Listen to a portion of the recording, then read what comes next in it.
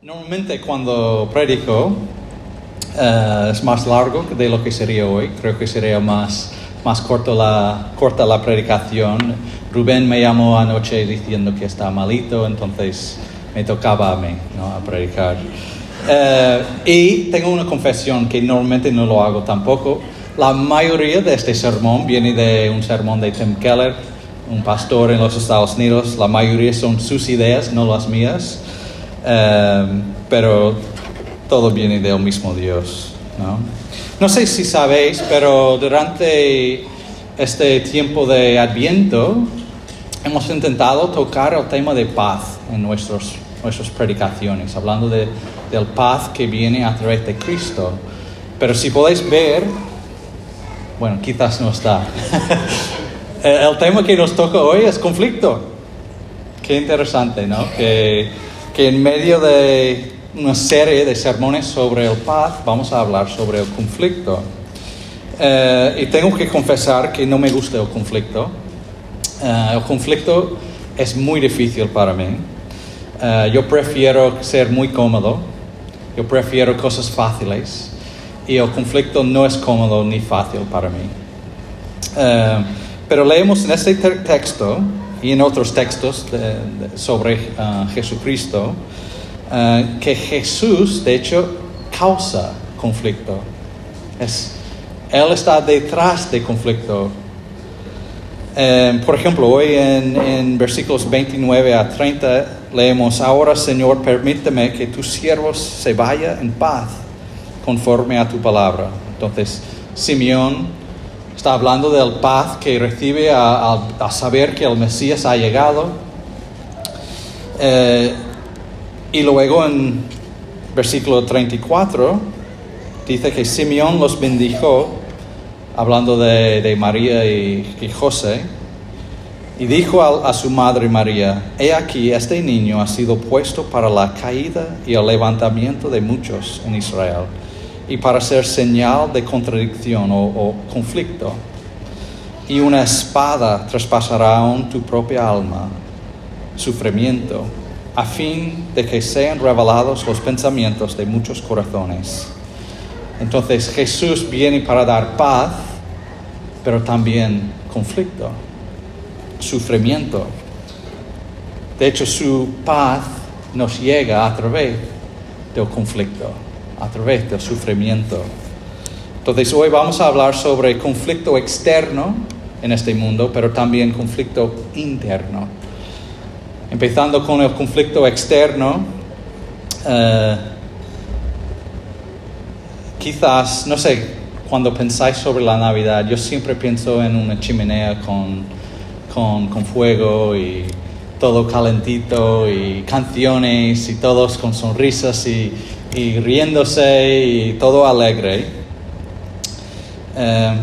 Pero cuando pensamos en la primera Navidad, tenemos que pensar también en Herodes, ¿no?, matando a cientos de niños, que también es parte de la historia de la llegada de Cristo. También podemos pensar en la familia de Cristo huyendo a Egipto para evitar esta matanza, ¿no? También podemos pensar en la vida de Cristo y los fariseos que querían matar a Cristo. Cristo había llegado, sí, y un resultado de su llegada ha sido conflicto, sufrimiento. Y la pregunta es ¿por qué? Como hemos leído antes, este niño ha sido puesto para la caída y para el levantamiento de muchos, un señal de conflicto. Bueno, yo creo que muchos querían matar a Cristo porque Él se afirmó que era Dios, un hombre, diciendo que es Dios. También afirmó que lo que crees sobre Él depende todo en tu vida. Tu destino eterno depende de lo que crees sobre Jesús. Eso es lo que se dijo sobre sí mismo. Él afirmó que es más importante que todo, más importante que tu dinero, que tu familia, de tus hijos, de tu trabajo, tus amigos. Él decía que Él es más importante. Él requiere nuestra adoración y lealtad completa. Debemos todo a Él. Y Él habló de sí mismo así. Y no nos gusta esto. La realidad es, hoy en día queremos ser más neutro sobre Él. Queremos decir cosas como, Jesucristo era un hombre muy bueno, un hombre de amor. Y sí, lo era. Pero cuando decimos que solo era un hombre bueno y no fijamos en los detalles, en la realidad de quién era, no tenemos que someternos a este hombre bueno. Pero sí, si Él dice que es el Rey de Reyes y Señor de Señores, sí tenemos que someternos. Lo que tenemos que hacer es leer la Biblia, lo que dice la Biblia sobre Él, y no crear un Cristo de nuestras imaginaciones.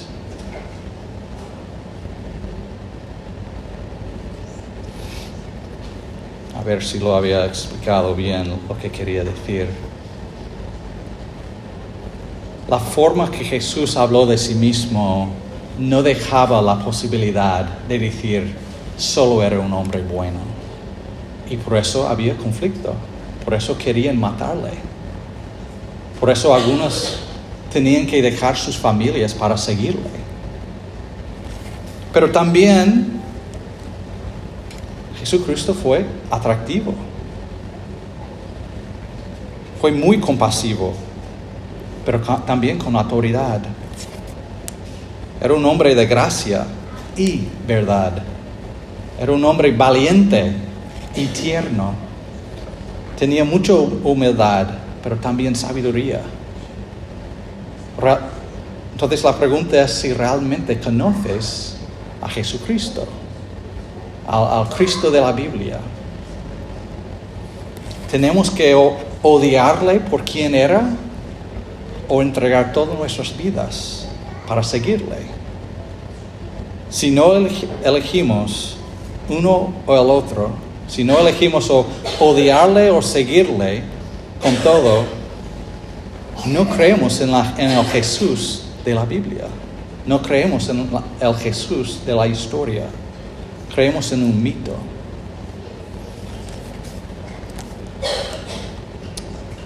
Jesús también creó y cree conflicto interno.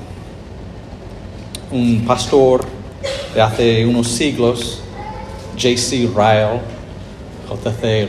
Ryle, dijo: cuando una persona empieza a seguir a Cristo, una nueva paz entra en su vida, pero también un nuevo conflicto entra en su vida. La paz de la vida cristiana siempre viene a través de la espada, es decir, a través de dolor. Por eso, la vida cristiana empieza con arrepentimiento. La paz de Dios viene a través del arrepentimiento. El arrepentimiento duele, pero también es lo que nos sana, es lo que nos da paz. El Evangelio, las buenas noticias de Cristo, dice que cualquier persona en el mundo puede tener acceso a Dios. Da igual el mal que ha hecho esta persona. Vivimos en un mundo que dice el opuesto de esto. Vivimos en un mundo que dice los buenos son los que tienen acceso a Dios. Pero el Evangelio es muy más amplio, mucho más amplio.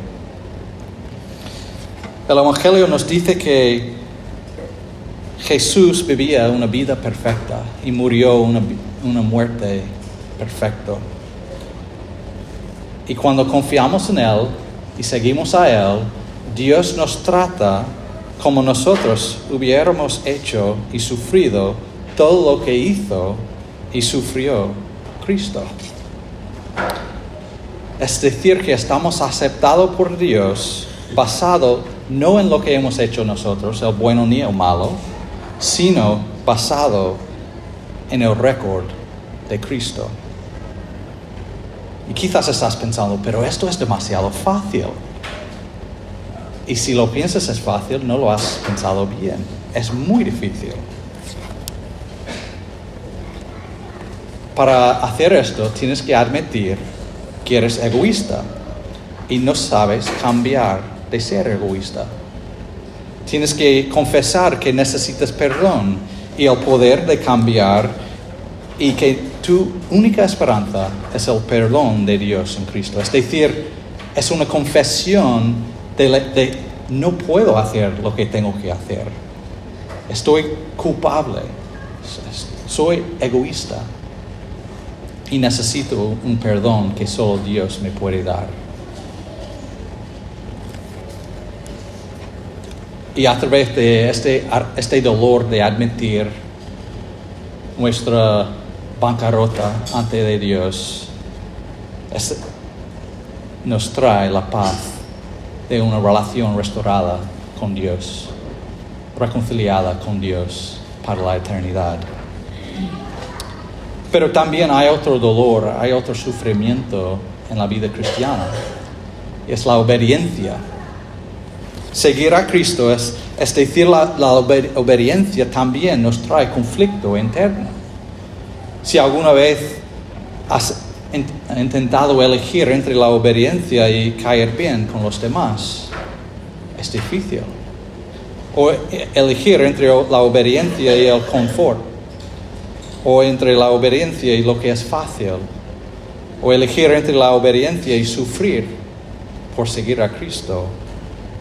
O elegir entre obediencia y el rechazo de los demás. Es muy difícil, hermanos.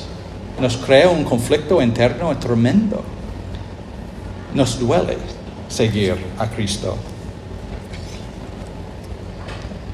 Seguir a Cristo, es decir, seguir el camino de obediencia, muchas veces parece un camino de conflicto y sufrimiento, pero siempre es el camino de paz. Es decir, cuando estamos obedeciendo, cuando estamos siguiendo a Él, el primer paso es difícil, pero nos trae la paz al final de todo. Pero el desobedecer es el opuesto. Nos promete una vida fácil y feliz, pero al final de todo nos trae nuestra propia destrucción. Entonces, seguir a Cristo siempre trae conflictos y sufrimiento. Pero si levantamos nuestra vista, podemos ver que es el camino de esperanza. Es el camino de la paz. Entonces, quiero animarnos a seguir a Cristo y recibir la paz que Él nos da.